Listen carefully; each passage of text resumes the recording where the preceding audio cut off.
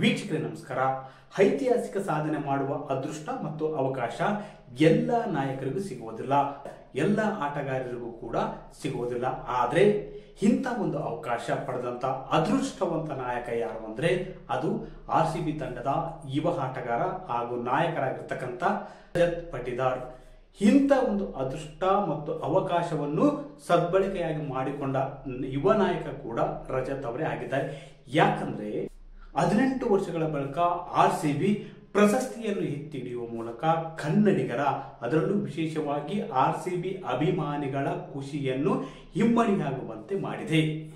ಆದರೆ ಇಂಥ ಒಂದು ಖುಷಿಯ ನಡುವೆ, ಇಂಥ ಒಂದು ಸಂಭ್ರಮದ ನಡುವೆ ಒಂದು ಸಣ್ಣ ಕಪ್ಪು ಚುಕ್ಕಿ ಕೂಡ ಆಗಿದೆ. ಅದು ಕಾಲ್ತುಳಿತ ದುರಂತದಲ್ಲಿ 11 ಜನರು ಸಾವನ್ನಪ್ಪಿದ್ದಾರೆ.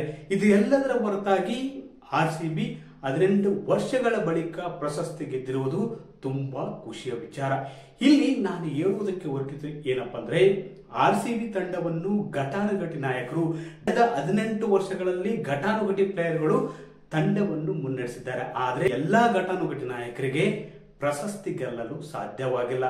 ಈ ಎಲ್ಲಾ ಸ್ಟಾರ್ ಆಟಗಾರರಿಗೆ ಪ್ರಶಸ್ತಿ ಗೆಲ್ಲಲು ಸಾಧ್ಯವಾಗಿಲ್ಲ. ಅದರಲ್ಲೂ ವಿಶೇಷವಾಗಿ Rahul Dravid, Anil Kumble, ಡೆನಿಲ್ ವಿಟೋರಿ, AB de Villiers, Virat Kohli ಸೇರಿ ಮತ್ತಿತರ ನಾಯಕರು RCB ತಂಡವನ್ನು ಮುನ್ನಡೆಸಿದ್ದಾರೆ. ಈ ಯಾವ ನಾಯಕರಿಗೂ ಕೂಡ ಪ್ರಶಸ್ತಿ ಗೆಲ್ಲಲು ಸಾಧ್ಯವಾಗಿಲ್ಲ. ಕಳೆದ ಅಂದ್ರೆ ಇಂದಿನ ಆವೃತ್ತಿಗಳಲ್ಲೆಲ್ಲ RCB ತಂಡದಲ್ಲಿ ಸ್ಟಾರ್ ಆಟಗಾರರೇ ಇದ್ರು, ಜಗತ್ತಿನ ಹೊಡಿಬಡಿ ಆಟಗಾರರೇ RCB ತಂಡದಲ್ಲಿದ್ರು. ಆದ್ರೂ ಕೂಡ ಈ ಆಟಗಾರರಿಂದ RCB ಅಭಿಮಾನಿಗಳ ಕನಸನ್ನು ಈಡೇರಿಸುವುದಕ್ಕೆ ಸಾಧ್ಯವಾಗಿಲ್ಲ. ವಿರಾಟ್ ಕೊಹ್ಲಿ ಇದ್ರು, ಕ್ರಿಸ್ ಗೇಲ್ ಇದ್ರು, AB de Villiers ಇದ್ರು, ಫ್ಲಾಪ್ ಡುಪ್ಲೆಸಿ ಇದ್ರು, ಮತ್ತೆ ಇನ್ನ ಅನೇಕ ಆಟಗಾರರು, ಸ್ಫೋಟಕ ಆಟಗಾರರು, ಹೊಡಿಬಡಿ ಆಟಗಾರರು ಕೂಡ ಇಲ್ಲಿದ್ರು. ಸೇನ್ ವಾಟ್ಸನ್ ಕೂಡ ಇದ್ರು. ಆದ್ರೆ ಈ ಎಲ್ಲಾ ಆಟಗಾರರಿದ್ದಾಗ ಪ್ರಶಸ್ತಿ ಗೆಲ್ಲಲು ಸಾಧ್ಯವಾಗಿಲ್ಲ.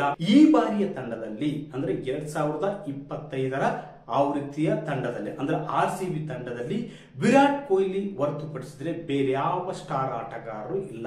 ಇಲ್ಲಿ ಇರ್ತಕ್ಕಂಥ ಎಲ್ಲರೂ ಕೂಡ ಪ್ರತಿಭಾವಂತ ಯುವ ಆಟಗಾರರು. ಅಷ್ಟೇ ಅಲ್ಲ, ಮೊದಲ ಬಾರಿಗೆ ಅಂದ್ರೆ ಅಂತಾರಾಷ್ಟ್ರೀಯ ಮಟ್ಟದಲ್ಲಿ ಅಷ್ಟೇನೂ ಅನುಭವ ಇಲ್ಲದಂತಹ ಕೆಲವೇ ಪಂದ್ಯಗಳನ್ನು ಆಡಿರ್ತಕ್ಕಂಥ ಮಧ್ಯಪ್ರದೇಶದ ಆಟಗಾರ ಆಗಿರುವ ಪಟಿದಾರ್ ಅವರಿಗೆ ಆಂಡಿ ಫ್ಲವರ್ ಅವರು ಕೋಚ್ ಆಗಿರ್ತಕ್ಕಂಥ, RCB ಕೋಚ್ ಆಗಿರ್ತಕ್ಕಂಥ ಆಂಡಿ ಫ್ಲವರ್ ಅವರು ಮತ್ತು ತಂಡದ ನಿರ್ದೇಶಕ ಮಂಡಳಿ ಏನಿದೆಯಲ್ಲ, ಆ ಒಂದು ತಂಡ ರಜತ್ ಪಟಿದಾರ್ ಅವರಿಗೆ ನಾಯಕನ ಸ್ಥಾನವನ್ನು, ನಾಯಕನ ಪಟ್ಟವನ್ನು ಕಟ್ಟಿತ್ತು. ಈ ಬಾರಿ ಮ್ಯಾಜಿಕ್ ಮಾಡುತ್ತೆ ಅಂತ ಯಾರು ಕೂಡ ಅನಿಸಿರಲಿಲ್ಲ, ಯಾರು ಕೂಡ ನಿರೀಕ್ಷೆಯನ್ನು ಇಟ್ಟುಕೊಂಡಿರಲಿಲ್ಲ. ಆದ್ರೆ ಎಂದಿನಂತೆ ಈ ಸಲ ಕಪ್ ನಮ್ದೆ ಎಂಬ ಘೋಷವಾಕ್ಯ ಮಾತ್ರ ಎಲ್ಲೆಡೆ ಮೊಳಗುತ್ತಿತ್ತು. ಈ ಘೋಷವಾಕ್ಯಕ್ಕೆ ತಕ್ಕಂತೆ ಈ ಬಾರಿ RCB ಆಟಗಾರರು ಆಟವಾಡಿದ್ದಾರೆ. ಅಂದ್ರೆ ಈ ಬಾರಿ RCB ತಂಡದಲ್ಲಿ ಇರ್ತಕ್ಕಂಥದ್ದು ಬರೀ ಪ್ರತಿಭಾವಂತ ಆಟಗಾರರು. ಅಂದ್ರೆ ಇಲ್ಲಿ ಯಾರು ವಿರಾಟ್ ಕೊಹ್ಲಿ ಒಬ್ಬ ಸ್ಟಾರ್ ಆಟಗಾರ ಹೊರತುಪಡಿಸಿದ್ರೆ ಇರೋರೆಲ್ಲ ಬರೀ ಪ್ರತಿಭಾವಂತ ಆಟಗಾರರು. ಒಬ್ರು ತಪ್ಪಿದ್ರೆ ಮತ್ತೊಬ್ರು ಉತ್ತಮ ಆಟವಾಡುವ ಮೂಲಕ, ಬ್ಯಾಟಿಂಗ್ ಅಥವಾ ಬೌಲಿಂಗ್ ವಿಭಾಗದಲ್ಲಿ ಚೆನ್ನಾಗಿ ಪ್ರದರ್ಶನ ಮಾಡುವ ಮೂಲಕ ತಂಡವನ್ನು ಪ್ರಶಸ್ತಿ ಗೆಲ್ಲುವಂತೆ ಮಾಡಿದ್ದಾರೆ. ವಿರಾಟ್ ಕೊಹ್ಲಿ ಒಬ್ಬರೇ ಇಲ್ಲಿ ಸ್ಟಾರ್ ಆಟಗಾರ. ಅಂದ್ರೆ ಉಳಿದ ಪ್ರತಿಭಾವಂತ ಆಲ್ರೌಂಡರ್ಗಳಿಂದಾಗಿ ಇವತ್ತು RCB ತಂಡ ಗೆಲುವನ್ನು ಸಾಧಿಸಿದೆ, ದಾಖಲೆಯನ್ನು ಬರೆದಿದೆ. ಅಷ್ಟೇ ಅಲ್ಲ, 18ನೇ ಆವೃತ್ತಿಯ IPL ಟ್ರೋಫಿಯನ್ನು ಗೆಲ್ಲುವ ಮೂಲಕ ಕನ್ನಡಿಗರ ಕನಸನ್ನು, ಅದರಲ್ಲೂ ವಿಶೇಷವಾಗಿ RCB ಅಭಿಮಾನಿಗಳ ಕನಸನ್ನು ಬಹುದಿನಗಳ ನಂತರ, ಬಹು ವರ್ಷಗಳ ನಂತರ ಈಡೇರಿಸಿದೆ ಅಂತ ಹೇಳಬಹುದು. ಕೃನಾಲ್ ಪಾಂಡ್ಯ 15 ಪಂದ್ಯಗಳಿಂದ 17 ವಿಕೆಟ್ ಪಡೆದಿದ್ದಾರೆ. ಅದೇ ರೀತಿ ನಾಯಕ ರಜತ್ ಪಾಟಿದಾರ್ ಅವರು 15 ಪಂದ್ಯ 312 ರನ್ಗಳನ್ನು ಬಾರಿಸಿದ್ದಾರೆ. ಅದೇ ರೀತಿ ವಿರಾಟ್ ಕೊಹ್ಲಿ 15 ಪಂದ್ಯಗಳಿಂದ 657 ರನ್ ಬಾರಿಸಿದ್ದಾರೆ. ಅದೇ ರೀತಿ ಟೀಮ್ ಡೇವಿಡ್ 12 ಪಂದ್ಯಗಳಿಂದ 187 ರನ್, ಜೋಶ್ ಎಜರ್ಹುಡ್ ಅವರು 12 ಪಂದ್ಯಗಳಿಂದ 22 ವಿಕೆಟ್, ಅದೇ ರೀತಿ ಭುವನೇಶ್ವರ್ ಕುಮಾರ್ 14 ಪಂದ್ಯಗಳಿಂದ 17 ವಿಕೆಟ್, ಅದೇ ರೀತಿ ಫಿಲ್ ಶರ್ಮಾ 15 ಪಂದ್ಯಗಳಿಂದ 261 ರನ್, ಅದೇ ರೀತಿ ಸುಯಾಸ್ ಶರ್ಮಾ 14 ಪಂದ್ಯ 8 ವಿಕೆಟ್, ರೊಮಾರಿಯೋ ಶಪರ್ 8 ಪಂದ್ಯ 6 ವಿಕೆಟ್ ಪಡೆದಿದ್ದಾರೆ. ಈ ಆಟಗಾರರಿಂದಾಗಿ RCB ತಂಡ ಇವತ್ತು ಪ್ರಶಸ್ತಿಯನ್ನು ಗೆದ್ದು ಕನ್ನಡಿಗರ ಕನಸನ್ನು, RCB ಅಭಿಮಾನಿಗಳ ಕನಸನ್ನು ಈಡೇರಿಸಿದೆ ಅಂತ ಹೇಳ್ಬೋದು. ಅಂದ್ರೆ ಪ್ರತಿಭಾವಂತ ಆಟಗಾರರು ಇರತಕ್ಕಂಥ ತಂಡ ಹೇಗೆ ಗೆಲುವಿನ ದಡ ಮುಟ್ಟಬಲ್ಲದು, ಹೇಗೆ ಪ್ರಶಸ್ತಿಗೆ ಮುತ್ತಿಕ್ಕಬಲ್ಲದು ಎಂಬುದಕ್ಕೆ RCB ಕೂಡ ಕಾರಣವಾಗಿದೆ. ಯಾಕಂದ್ರೆ ಈ ತಂಡದಲ್ಲಿ 18ನೇ ಆವೃತ್ತಿಯ ತಂಡದಲ್ಲಿ ಒಬ್ಬ ಸ್ಟಾರ್ ಆಟಗಾರ ಬಿಟ್ರೆ ವಿರಾಟ್ ಕೊಹ್ಲಿ ಹೊರತುಪಡಿಸಿದ್ರೆ ಉಳಿದೆಲ್ಲ ಯುವ ಆಟಗಾರರು ಪ್ರತಿಭಾವಂತರೇ. ಪ್ರತಿಭಾವಂತರು ತುಂಬಿರ್ತಕ್ಕಂಥ ತಂಡ ಯಾವತ್ತಿಗೂ ಮುನ್ನಡೀತದೆ ಎಂಬುದಕ್ಕೆ RCB ಕಾರಣವಾಗಿದೆ.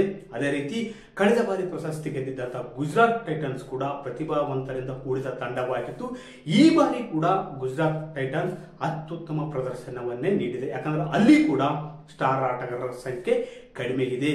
ಎಲ್ಲಿ ಸ್ಟಾರ್ ಆಟಗಾರರ ಸಂಖ್ಯೆ ಕಡಿಮೆ ಇದ್ದು ಮತ್ತು ಪ್ರತಿಭಾವಂತರ ಆಟಗಾರರ ಸಂಖ್ಯೆ ಜಾಸ್ತಿ ಇರುತ್ತೆ, ಯಾವುದೇ ತಂಡವಿರಲಿ ಮತ್ತು ಯಾವುದೇ ಆಟವಿರಲಿ, ಅಲ್ಲಿ ಒಂದು ಅತ್ಯುತ್ತಮ ಪ್ರದರ್ಶನ ಹೊರಬರುವುದಂತೂ ನಿಶ್ಚಿತ.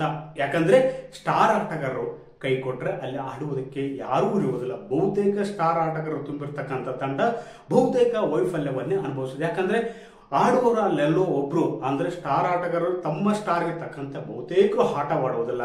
ಆದ್ರೆ 10 ಪಂದ್ಯದಲ್ಲಿ 2 ರಿಂದ 3 ಪಂದ್ಯಗಳನ್ನು ಆಡಿದಾಗ ಆ ತಂಡ ಪ್ರಶಸ್ತಿಗೆ ಮುತ್ತಿಕ್ಕುವುದಕ್ಕೆ ಆಗುವುದಿಲ್ಲ. ಬಹುತೇಕ ಪ್ರತಿಭಾವಂತರು ಇರ್ತಕ್ಕಂಥ ತಂಡ ಒಬ್ರು ತಪ್ಪಿದ್ರೆ ಮತ್ತೊಬ್ರು ಅತ್ಯುತ್ತಮವಾಗಿ ಆಡ್ತಾರೆ, ಅತ್ಯುತ್ತಮವಾಗಿ ಬೌಲಿಂಗ್ ಪ್ರದರ್ಶನ ಮಾಡ್ತಾರೆ, ಫೀಲ್ಡಿಂಗ್ ಕೂಡ ಮಾಡ್ತಾರೆ. ಹೀಗಾಗಿ ಪ್ರತಿಭಾವಂತರು ಇರ್ತಕ್ಕಂಥ ತಂಡ ಗೆಲುವಿನ ದಡ ಸೇರುವುದಕ್ಕೆ, ಪ್ರಶಸ್ತಿಗೆ ಮುತ್ತಿಕ್ಕುವುದಕ್ಕೆ ಹತ್ತಿರದಲ್ಲಿ ಇರುತ್ತದೆ ಅಂತ ಹೇಳ್ಬೋದು. ವೀಕ್ಷಕರೇ, ಈ ಮಾಹಿತಿ ನಿಮಗೆ ಇಷ್ಟವಾದಲ್ಲಿ ವಿಡಿಯೋ ಶೇರ್ ಮಾಡಿ, ಲೈಕ್ ಮಾಡಿ, ಕಮೆಂಟ್ ಮಾಡಿ.